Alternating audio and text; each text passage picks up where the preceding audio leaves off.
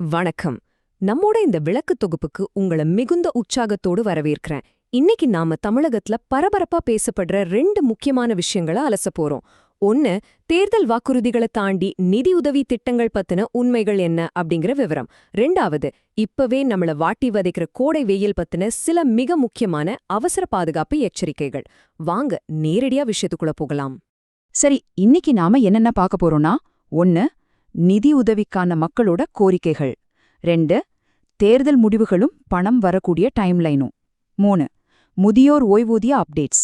4, ரொம்ப முக்கியமான கோடைக்கால பாதுகாப்பு வழிமுறைகள். முதலாவதா, மக்களின் கோரிக்கைகள் பத்தியும் கொடைக்கானல்ல சமீபத்துல நடந்த ஒரு சம்பவத்தை பத்தியும் பாப்போம். இந்த எலெக்ஷன் பரபரப்பெல்லாம் முடிஞ்சதும் அரசியல் தலைவர்கள் கொஞ்சம் ரிலாக்ஸ் பண்ண கொடைக்கானல் போயிருந்தாங்க. முதலமைச்சர் ஸ்டாலின் குடும்பத்தோட அங்கே போயிருந்தப்போ ஒரு சுவாரஸ்யமான சம்பவம் நடந்துச்சு. நட்சத்திர ஏரி பக்கத்துல முதலமைச்சரின் மனைவி துர்கா ஸ்டாலினை நேரடியா சந்திச்ச சில பெண்கள் அவங்க மனசுல இருந்த குறைகளை அப்படியே கேட்டுட்டாங்க. எங்களுக்கு இன்னும் மகளிர் உரிமை தொகை வரலையே, நாங்க புதிய ஃபார்ம்ஸ் கொடுக்கணுமா, இந்த பணத்தை வாங்க நாங்க என்னதான் பண்றது அப்படின்னு ரொம்ப இயல்பா ஆனா உரிமையா கேட்டாங்க. இப்போ அடிமட்ட மக்களின் இந்த கேள்விதான் மாநிலம் முழுக்க பிரதான விவாதமா மாறியிருக்கு. சரி, அடுத்து இந்த தேர்தல் முடிவுகளும் அது எப்படி இந்த மகளிர் உரிமைத் தொகைய பாதிக்க போகுதுங்கிறதையும் பார்க்கலாம். இத புரிஞ்சுக்க நாம எந்த அரசியல் சார்பும் இல்லாம விஷயத்த பார்க்கணும்.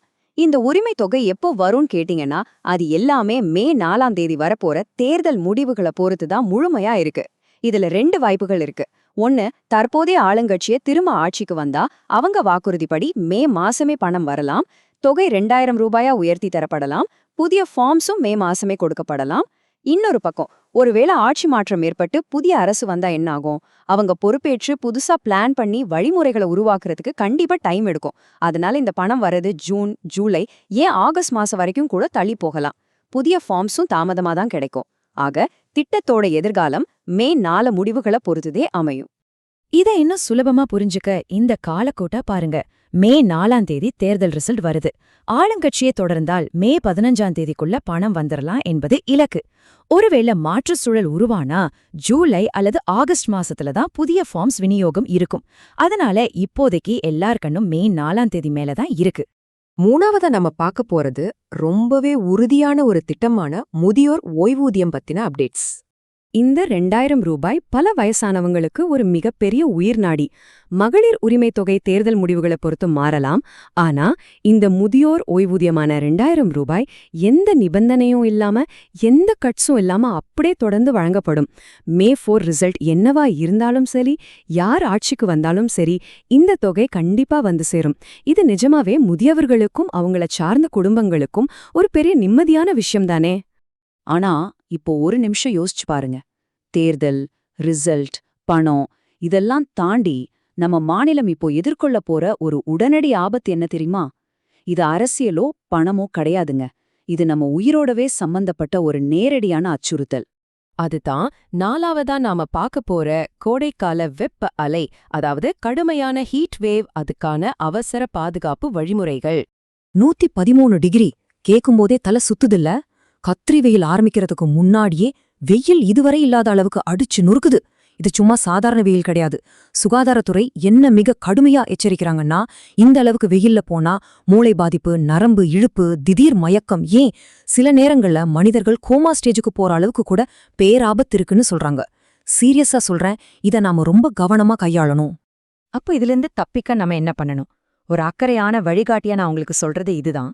இந்த தற்காப்பு நடவடிக்கைகளை கண்டிப்பா ஃபாலோ பண்ணுங்க. காலை 11 மணிலிருந்து மதியம் 3 வரைக்கும் ரொம்ப அத்தியாவசிய தேவை இருந்தா தவிர வீட்டை விட்டு வெளியே வராதீங்க. வீட்ல இருக்கிற முதியவர்களையும் குழந்தைங்களையும் ரொம்ப பத்திரமா பாதுகாத்துக்கோங்க. அப்புறம் சாப்பாட்டுல நீர்ச்சத்துள்ள காய்கறிகள், மோர், தயிர் இதெல்லாம் அதிகமா சேர்த்துக்கோங்க.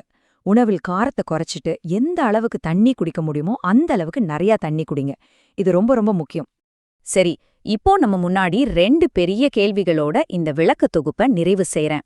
ஒரு பக்கம் ஆவலா எதிர்பார்க்கப்பட்ட அரசியல் முடிவுகள், இன்னொரு பக்கம் நாளுக்கு நாள் ஆபத்தான முறையில எகிரிக்கிட்டே போற வெப்பநிலை.